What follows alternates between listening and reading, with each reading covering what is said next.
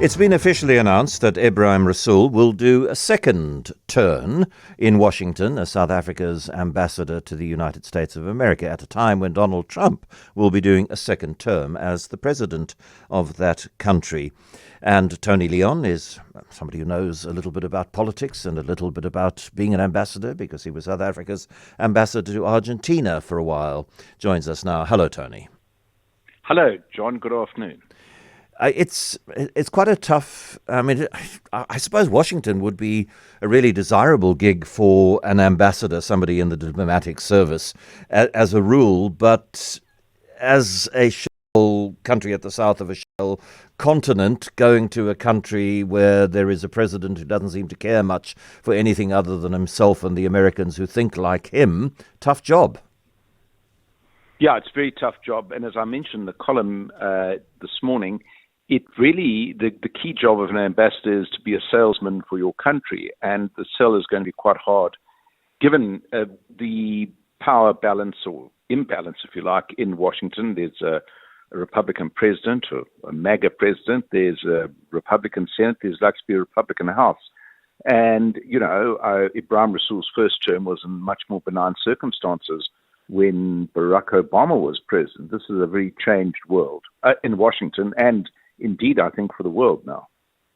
Is one of the things about this presidency that we will live through for the next 4 years is that there are some broad strokes. I mean, it is quite clear some of the things that are going to be done, but other things which are less central to the way Donald Trump sees the world, it's very difficult to predict what is going to happen about those. So you go there and you want to sell South Africa's position as non-aligned, and you want to say it's genuinely so, despite debate around that domestically in other parts of the world. And yes, AGOA is very important for us, but it's important for you as well. And you want to make these sales pitches, but you can't really anticipate what sort of atmosphere those pitches are going to land in.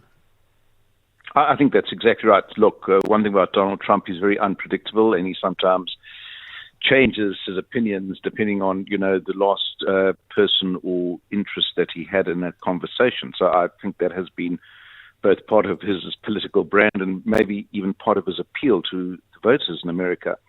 But look, I do think there are some very hard red lines that Trump and his party have enunciated. One of them is a deep hostility to Iran, a very pro-Israel position, a very protectionist position on imports.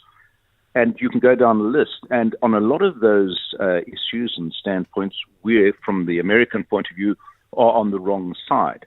And that's going to, even if you have a very effective ambassador, and even if you do engage the interest of lawmakers, if not the presidency, that's where the sell becomes very, very difficult for South Africa's ambassador now in Washington of today and tomorrow. Another area where, in the American view of things, we're on the wrong side is with China. If you look at the appointments that Donald Trump has already announced, every single one of them is a really significant China hawk. And, there again, we are seen to be on the wrong side. But are we important enough for Donald Trump to care about?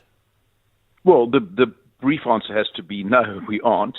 But, South Africa, does punch its weight reasonably well in the international arena because of, a bit of our history, a bit of the positions we hold, and a number of other things. So, I guess if you want to have some traction with a middle-range power, South Africa is not a bad address to go to, but that also depends on how we play the cards that we've got or have been dealt. And, just to give you one instance, I think you're absolutely correct on China, but a deep fixation for the Trump Republicans is the Middle East. And, I read recently Ronald Lamola said, we're going to reconsider or end our relations with Israel before the year end. Well, you do that. You just send a huge flare into the sky, and it's going to be very badly received in Washington. Now, it could be that South Africa takes a position, or we don't really care. Rasool said something that was a bit odd.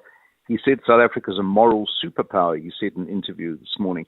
Well, I thought that was a little bit of an exaggeration, to put it politely, because I think we might have a bit of power, but it's not always on the side of morality.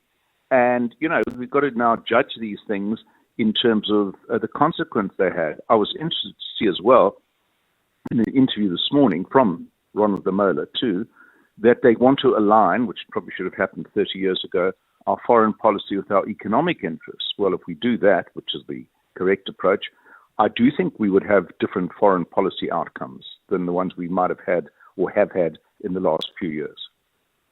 Again, some of the appointments that Trump has made speak to the view of this administration on the Middle East. The man who's been announced as ambassador to Israel who's somebody who absolutely rejects the idea of a two-state solution, which is still, at least formally, the American position that the two sides needs to be coaxed into a recognition of their mutual need to coexist peacefully, and the way to do that is a two-state solution. But Ambassador Huckabee has that conservative Christian approach of that entire area belongs to Jewish people and Jewish people only. So, the world, Tony, is about to get even more complicated. Oh, I think it is. And just on Israel for a moment, I like the South African government. I'm a Zionist. The South African government doesn't like to be reminded it's a Zionist government, but it is, because if you support a two-state solution, one of those states is Israel. But I absolutely think, just from my point of view, there should be a vigorous debate about the borders of Israel.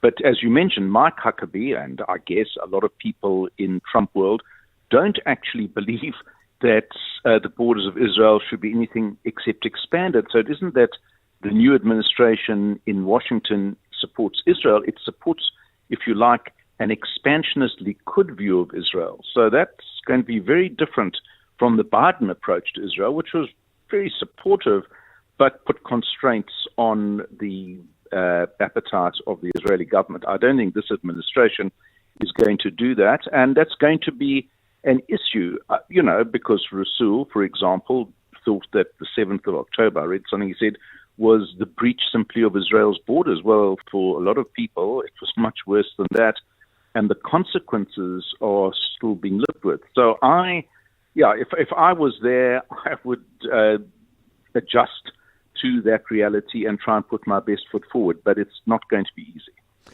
Tony Leon, thank you very, very much indeed.